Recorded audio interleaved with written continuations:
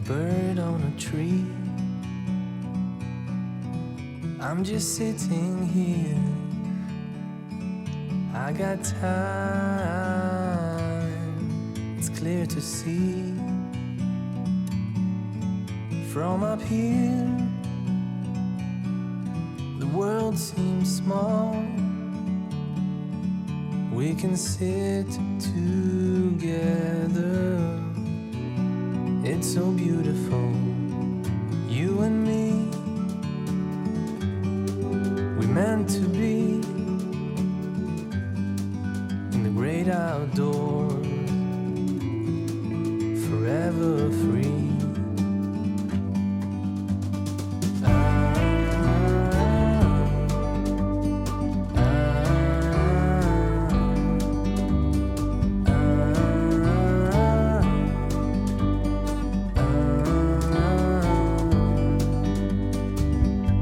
Sometimes you need to go and take a step back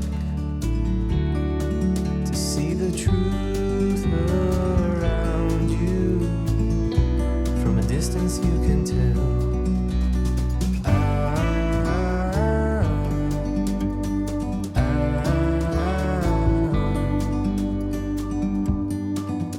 You and me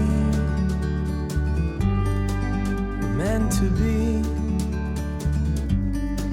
in the great outdoors, forever free. You and me meant to be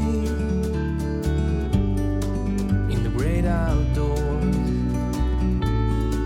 forever free.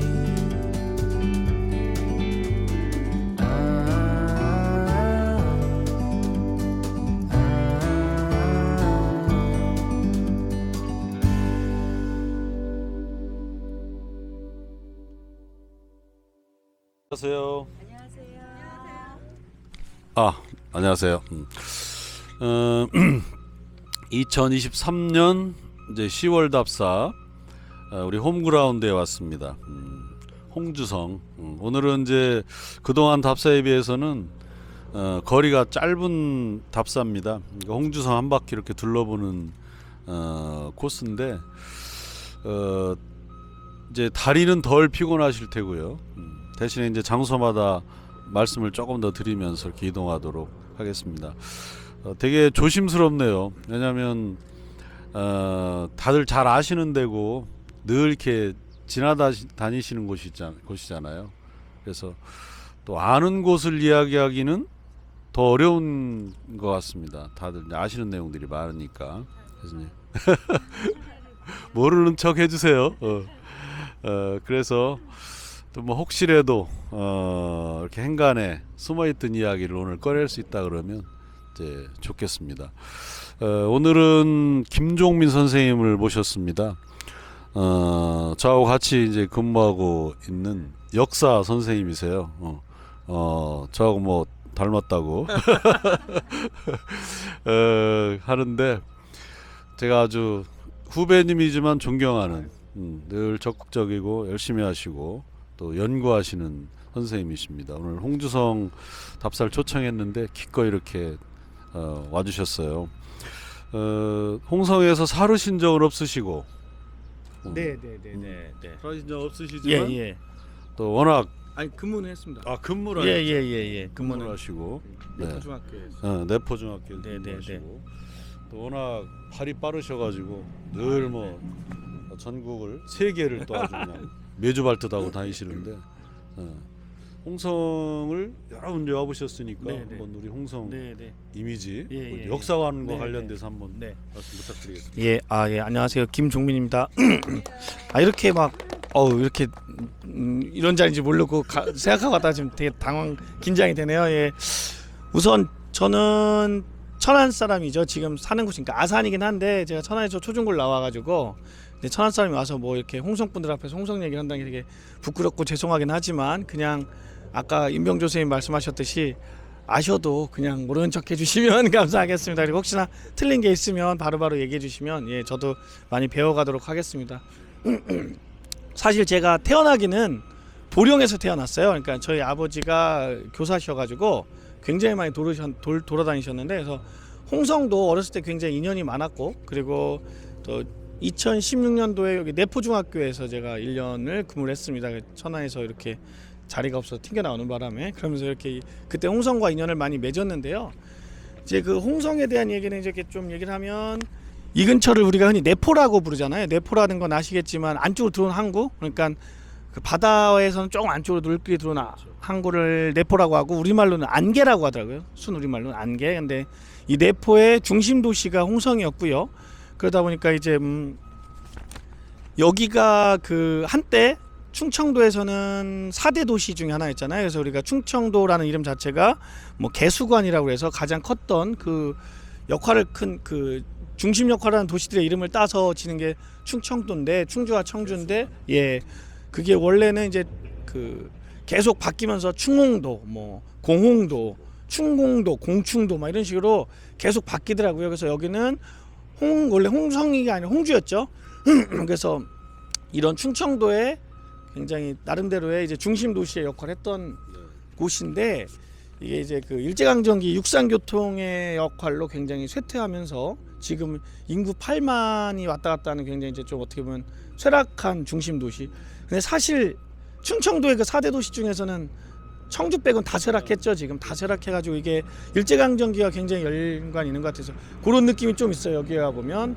그리고 더군다나 여기에는 해천대학교가 인천분교가 생기면서 학생까지도 굉장히 많이 빠져나가면서 점점 이제 그런 쇠락이 가속화되는 느낌이 있었지만, 다행히 내포 신도시가 생기면서 다시 이제 그 내포 홍북읍을 중심으로 도시화가 되지만, 또 그러다 보니까 이 원래 읍지가 또 공동화되는, 그러니까 여기가 뭐 집값부터 시작해서 다 이렇게 떨어지는 그런 곳인 것 같아요. 그런 느낌이 있고, 하지만 뭐 이중환 조선 후기 실학자 이중환 선생님이 얘기했던 택리지에서 우리 충청도에서 가장 살기 좋은 곳이 내포다라고 했잖아요. 그만큼 사람이 살기 좋은 것 같고, 그 이유는 물산이 풍부하고, 그러니까 여기가 비산비야라고 하죠. 산도 아니고 들도 아니고, 그러다 보니까 해산물도 풍부하고 산해산물도 풍부하고 해서 물산이 풍부해서 사람이 살기 좋은 것 같고, 그런 여러 가지 복합적인 내용이 있는 것 같습니다. 그래서 제가 이 홍성을 하면 딱 떠오르는 게 사실은 이게 독립운동가들이 많이 나왔잖아요. 김좌진 선생, 뭐 한용운 선생님, 그리고 요 바로 이건 옆 동네긴 하지만 윤봉길, 뭐 여러 사람들이 많이 나와서 한때 그 천안이 항상 충절의 고장이라고 하는데, 이것도 충절의 고장이 맞지 않나라는 생각이 듭니다. 근데 아무래도 이제 쇠락하다 보니까 그 고령화가 빨리 되고, 그러다 보니까 정치적으로 상당히 보수화되기도 했던 도시인 것 같아요. 지금 보면 여기가 충청도에서 가장 보수적인 지역으로, 여기 홍성에서 서양권을 많이 뽑잖아요. 보령까지 해서. 그런 정치적으로는 그런 색깔이 조금 드러나는 곳 같습니다. 그래서 그 쇠락에 대해서 잠깐 말씀드렸는데, 여기가 사실은 철도가 지나가죠. 장항선이. 그럼에도 불구하고 왜 쇠락됐을까 했는데, 그 장항선 철도가 1920년대 시작해서 30년대 끝나는데, 사실 일제강점기에도 계속 장항선을 이렇게 뜯으려는 움직임이 있었대요. 왜냐하면 워낙 경제성이 없는 거죠, 여기가. 그리고 차라리 뜯어서 딴 곳에도 옮기는 게 훨씬 나니까. 그러니까 그만큼 아직 유동인구가 많지 않았고, 일제강점기 아무래도 중심은 경부선과 이런 흔히 우리가 간선이라고 하죠. 그렇게 중심이 되는 경부선, 경의선, 원선 이런 게 중심이었다 보니까 인구가 여기가 충청도의 중심권 천안에서는 60km, 대전에서는 배가 한 6km 되는 거리에 있더라고요. 그러다 보니까 그런 지리적인 문제로 많이 쇠퇴하게 됐던 도시인 것 같아요. 그래서 그러니까 오히려 태안과 서산은 해상교통을 이용해서 서울과 인천으로 많이 가는데, 이 홍성은 이게 조금 애매한 그런 것들이 그러다 보니까 많이 좀 이렇게 쇠락하는 느낌이 들고, 그래도 이제 요즘에 조금 이제 홍성이 다시 이렇게 이 안에서 움직임 중에 하나가, 제가 청운대학교 김경수 교수님을 좀 아는데, 그분 중심으로 홍주 이름 찾기 운동을 좀 하시더라고요. 예. 그래서 이게 되게 재밌는 게, 일제강점기의 전형적인 장명법으로 홍성이라는 이름이 생긴 거잖아요. 홍주와 결성이 합쳐져서 홍성이 생긴 건데, 그런 이제 홍성의 느낌은 이제 정리하면 한때 충청도의 가장 중심 도시였지만 지금은 많이 쇠락했던 하지만 홍북을 중심으로 다시 살아나고 있는 그리고 이제 정치적으로는 살짝 보수적이지만 그래도 이제 이 보수적이라는 느낌이 뭐냐면 또 한때 중심지였던 곳은 보수적일 수밖에 없는 것 같아요. 왜냐하면 우리가 중심이었기 때문에 그런 약간의 자부심 이런 게 있게 하다 보니까 그런 느낌이 있는 곳입니다. 그래서 그러니까 앞으로 어떻게 보면 이제 저는 이제 충청도에나 이런 데서 뭐지 쇠락하는 농촌 마을에 어떻게 보면 홍북이 잘 되면 그런 전형 새로운 또 패러다임을 보여줄 수 있는 곳이 홍성이 아닌가. 물론 도청이라는 뭔가 있긴 하지만 그걸 바탕으로 아마 도시 구조가 새롭게 변할 만한 그런 곳인 것 같아서 여러 가지 좀 의미가 있는 곳인 것 같습니다. 그래서 홍성의 이미지는 이 정도로 이렇게 마치도록 하겠습니다. 네. 감사합니다. 네. 자, 물 하나 드시고. 늘 연구를 계속 하셔서 사실은 이제 책도 많이 쓰시고 최근에는 그 책 이름이 한 컷으로 보는 세계 한국사. 한 컷으로 한국사 또 이런 책도 같이 쓰시고 또 교과서 작업도 하시고 사실 이제 열심히 활동하고 있습니다. 역사관에서는 좀 이런 걸 좀 주안적으로 봤으면 합니다. 역사관의 주제가 지역마다 이제 있을 텐데 우리 홍성은 충절의 고장 그런 컨셉으로 이게 좀 구성되어 있습니다. 그래서 이제 왜 홍성은 충절의 고장이 되었을까?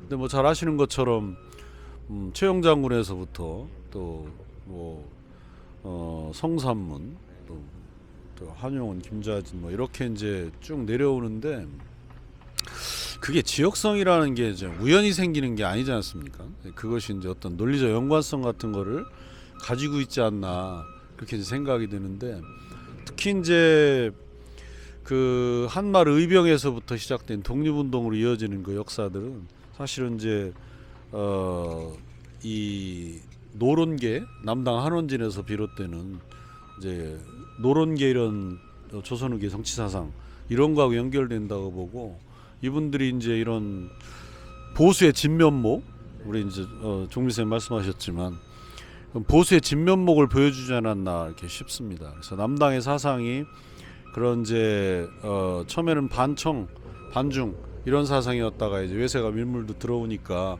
또 반일 이런 걸로 이제 연결해서 또 지산 김복한이나 또 이설로 이어지고 그것이 우리 김좌진 한용운으로 이어지고 또 옆 지역의 우리 윤봉길이라든지 뭐 이런 분까지 연결되는 이런 지역성을 나타나게 된 원인이 않나 생각이 되고요.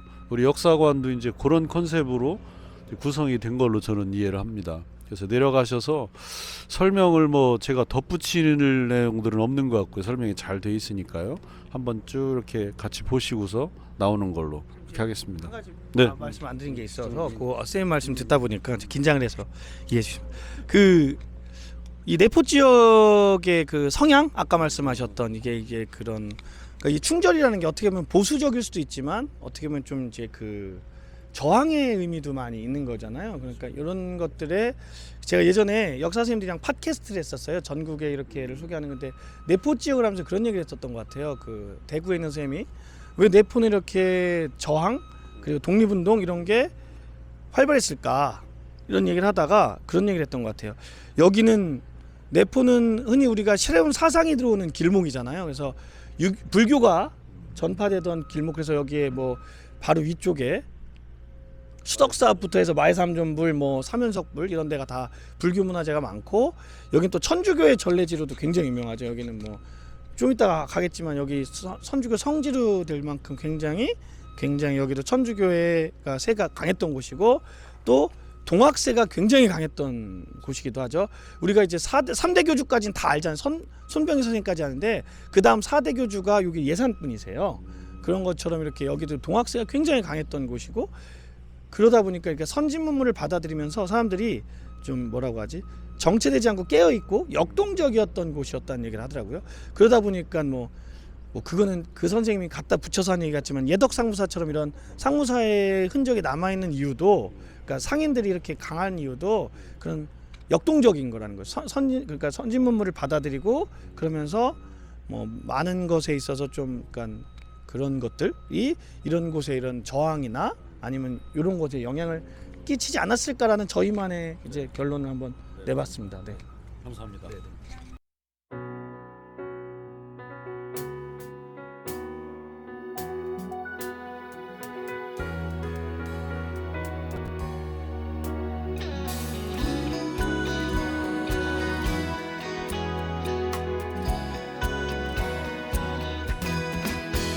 나도 별과 같은 사람이 될 수 있을까?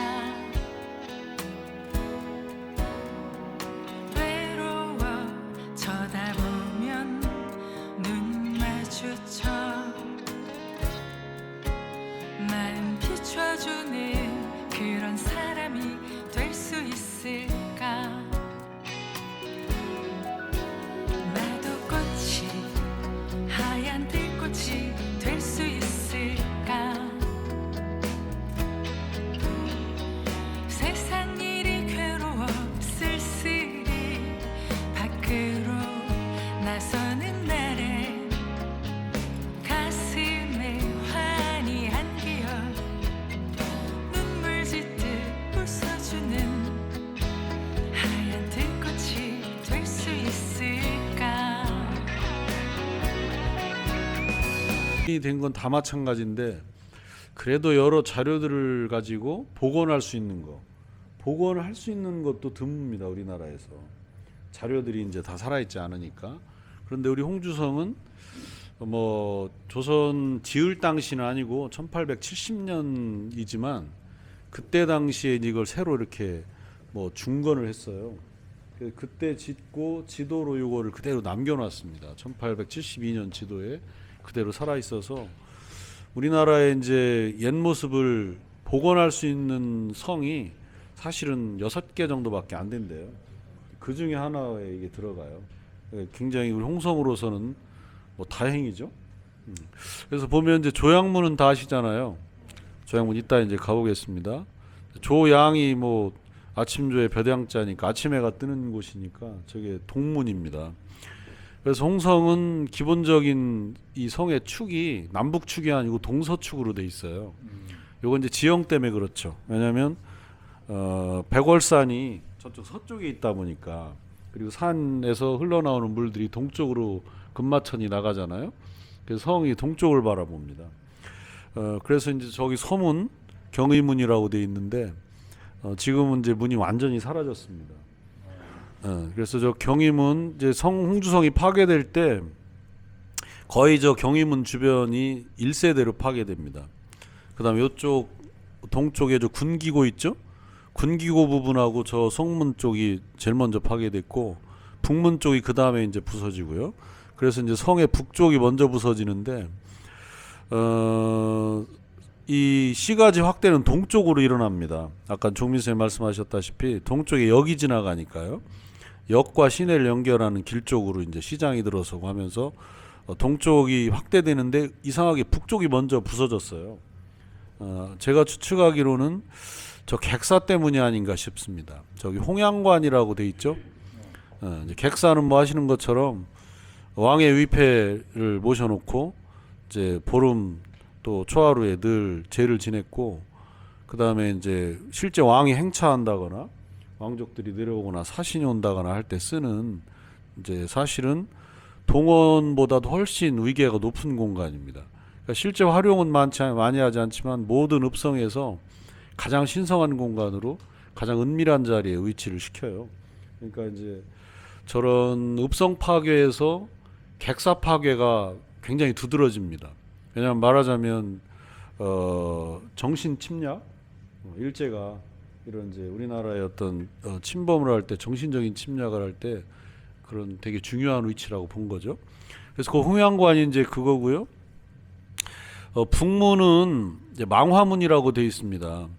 그러니까 이제 화가 빛나라 뭐 중화할 때 화자인데 뭐 중국을 의미하는 건지 아니면 한양의 임금을 의미하는 건지는 정확히 모르겠지만 그런 문이 북쪽에 붙어 있어요. 그래서 지금 복원을 이제 하고 있고요. 그 다음에 이제 그 앞으로는 도청 또 뭐죠? 사창고 이제 향청 이게 있습니다.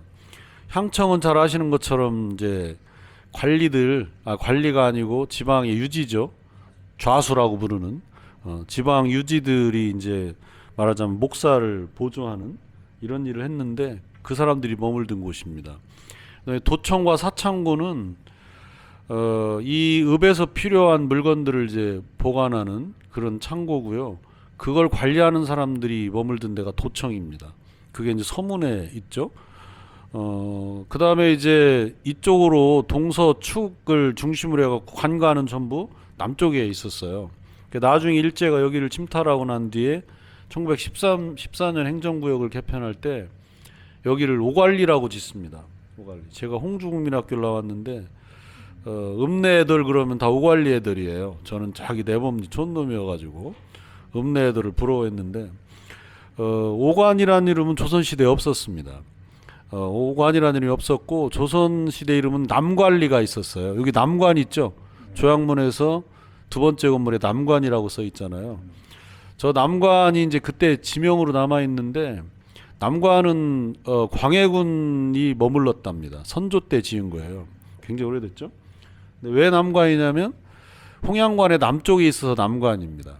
그러니까 광해군이 왔을 때 객사에 안 머무르고 남관에 머물렀는데 객사가 뭐 그때 뭐 시설이 안 좋았든가 아니면 없었든가 없진 않았겠죠. 뭔가 이제 그래서 그랬던 것 같아요. 그래서 여기 남관이라고 이제 하고 있고 그 이름이 남관리로 있었는데 나중에 이제 일제 때 이 관청들이 잔뜩 있잖아요. 저도 어렸을 때부터 홍성의 자랑 별로 없는 것 같은데 뭐라고 자랑하라고 하냐면 관공서가 많다. 예, 충청 서부 지역에 가장 관공서가 많다. 이렇게 어른들도 말씀하시고 친구들도 얘기하고 하더라고요. 바로 이제 관청이 다 있어요. 5개 관청, 그래서 이제 오관리라고 했다고 뭐 하더라고요. 그래서 이제 저 남관의 관자 그리고 이 안에 관청이 몰려 있는 것 이게 합쳐진 이름이라고 볼 수 있습니다. 그 다음에 그 옆에 이제 전영이라고 돼 있잖아요. 전영은 이따 우리 종민쌤께 이제 가서 부탁을 드리겠지만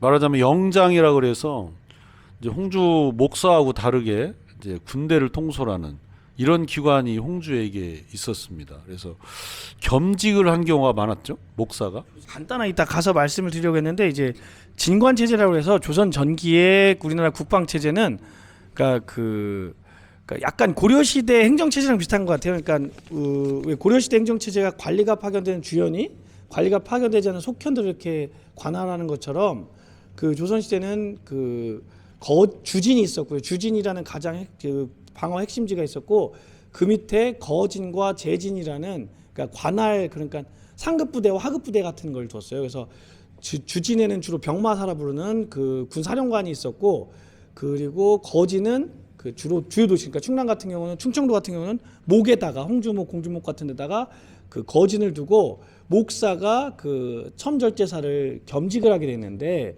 임진왜란 때 우리가 느끼는 게 우리나라 진관 체제가 완전 다 무너진 걸 뼈저리게 느끼잖아요. 그래서 조선 임진왜란 이후가 되면 이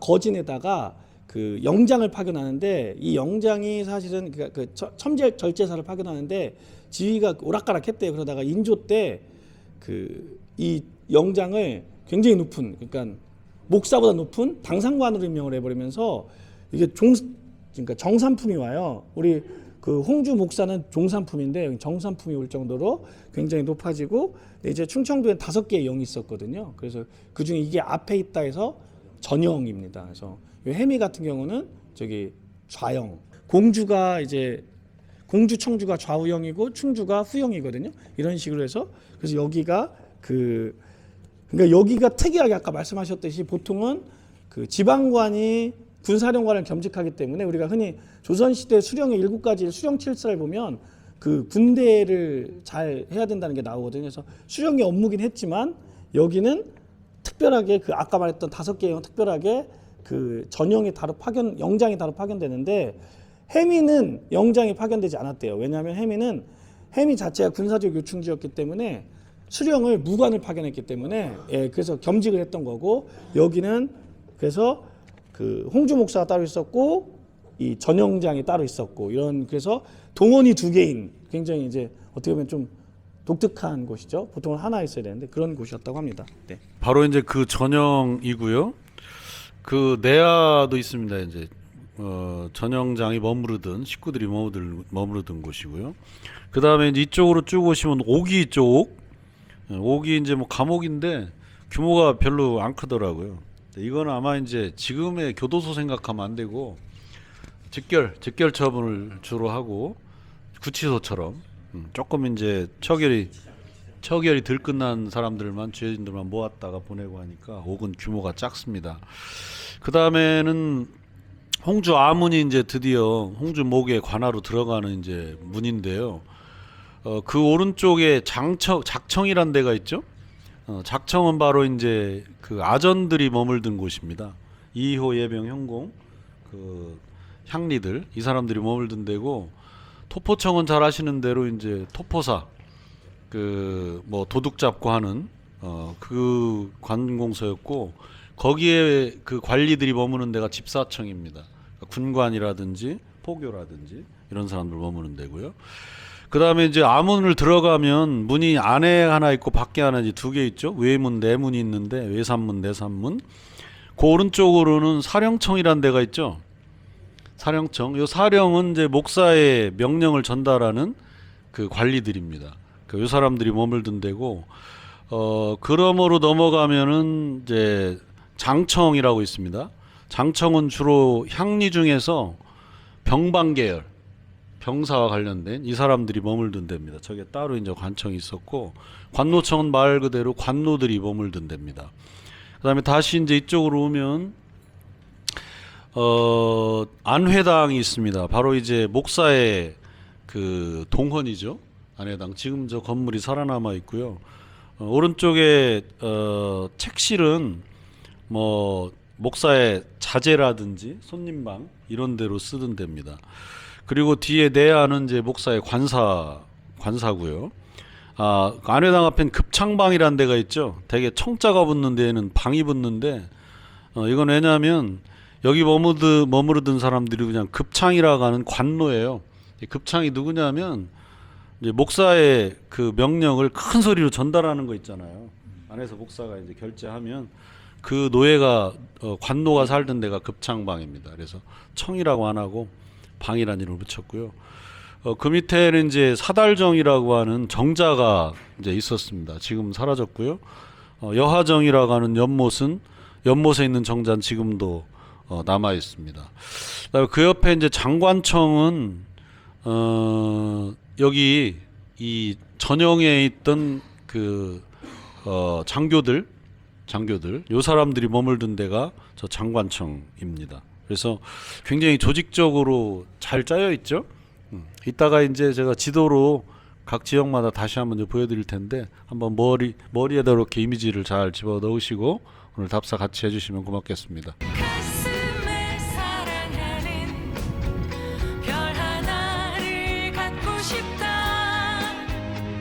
외로울 때 부르면 다가오는 별 하나 갖고 싶다.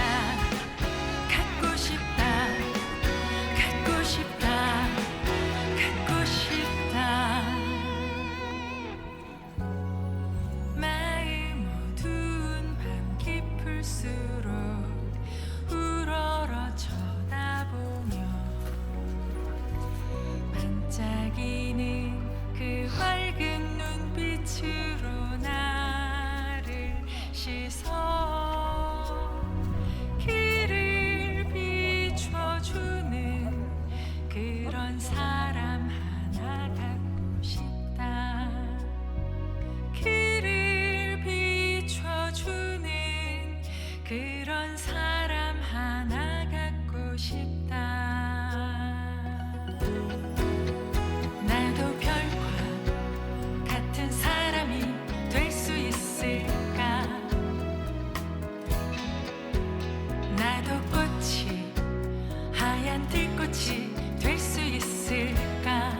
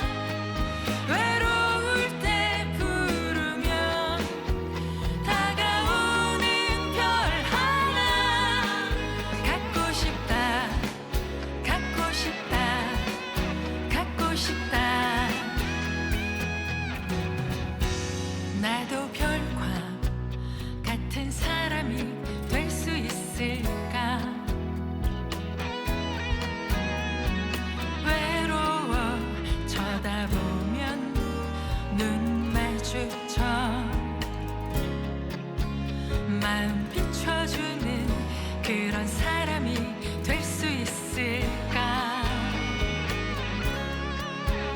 마음 비춰주는 그런 사람이 될 수 있을까?